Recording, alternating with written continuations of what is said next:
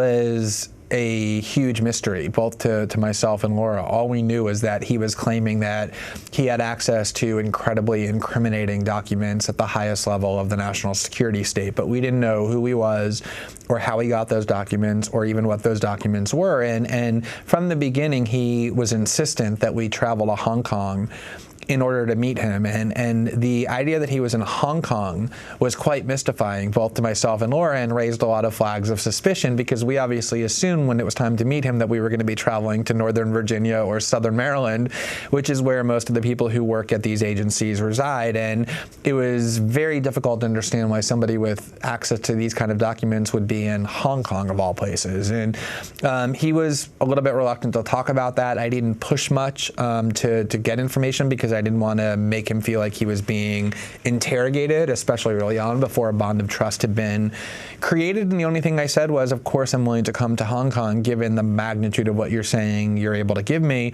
But before I get on a plane and travel all the way across the world, I just would like to see some sample of the material that you're prepared to turn over.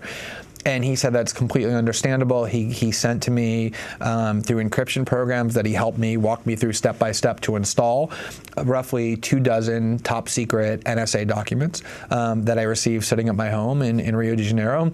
It was the first time any documents had leaked from this most secretive agency inside the U.S. government ever.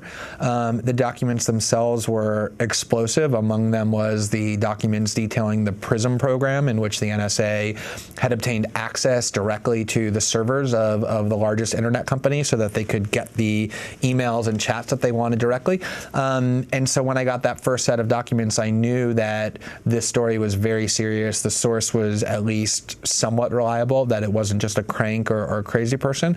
And the very next day, I got on the plane. I flew to New York to meet with my editors at The Guardian. I met Laura there. And the day after that, on the first available plane, we flew the 16 hours to Hong Kong to meet Edward Snowden.